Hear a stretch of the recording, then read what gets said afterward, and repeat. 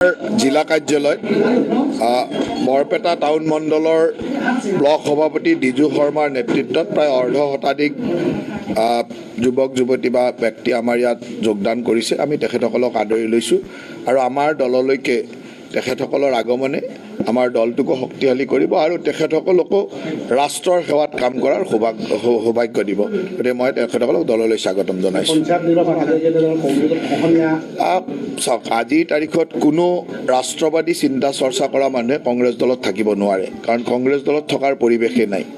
আজিও যদি আপোনালোকে চায় যে ভাৰতবৰ্ষৰ ওচৰৰে বাংলাদেশ এখন ৰাষ্ট্ৰ, য'ত আমাৰ সনাতনী সংস্কৃতিৰ মানুহে যথেষ্ট কষ্টত আছে, হিন্দু মানুহৰ ওপৰত অত্যাচাৰ কৰা হৈছে, এবাৰো কংগ্ৰেছ দলৰ কোনো নেতাই এষাৰো মাত মতা নাই।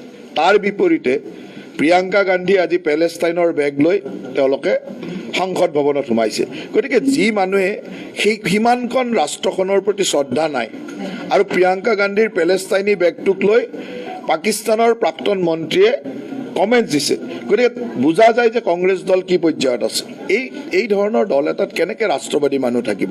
সেইকাৰণে কোনো ৰাষ্ট্ৰৰ হিতৈষী মানুহ তাত থাকিব নোৱাৰে। সকলো মানুহ এতিয়া ভাৰতীয় জনতা পাৰ্টীলৈ অহা আৰম্ভ হৈছে।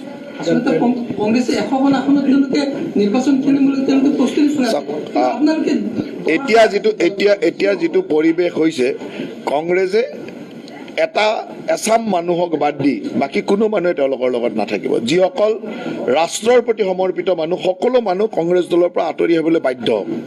গতিকে ৰাষ্ট্ৰৰ প্ৰতি সমৰ্পণ নথকা কিছু মানুহতো প্ৰত্যেক ৰাষ্ট্ৰতে থাকে।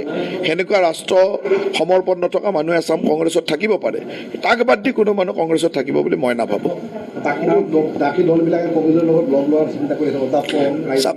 অসমত ভাৰতীয় জনতা পাৰ্টীৰ বিপক্ষে এছাম মানুহ আছে যিয়ে ৰাষ্ট্ৰৰ সমৰ্পণক বিশ্বাস নকৰে। সেইচাম মানুহ কংগ্ৰেছত থাকে, ৰাইজৰ দলত থাকে, CPM-ত থাকে, AJP-ত থাকে। আমাৰ কি পাৰ্থক্য আছে? আমাৰ কাৰণে সেই এছামেই মানুহ। চৰু এটাই ক'ত কিমানটা থাকে এইটো আমি ক'বলগীয়া নাই। ভাগ ভাগ হৈ থাকিব পাৰে, লগ হৈ থাকিব, যি নকৰিলেও আমাৰ লক্ষ্যত আমি উপনীত।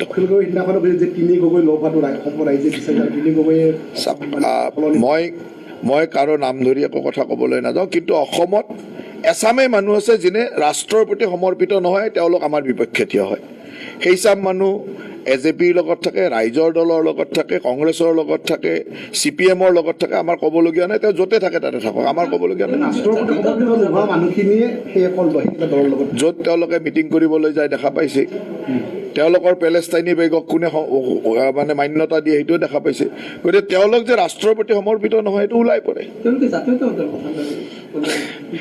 জাতীয়তাবাদৰ কথা যদি ক'ব লাগে, সেয়া ভাৰতীয় জনতা পাৰ্টীয়ে ক'লে। প্ৰকৃত জাতিটোৰ যদি উদ্ধাৰৰ কাম কৰিছে, সেয়া ভাৰতীয় জনতা পাৰ্টীয়ে কৰিছে, হিমন্ত বিশ্ব শৰ্মা ডাঙৰীয়াই কৰিছে।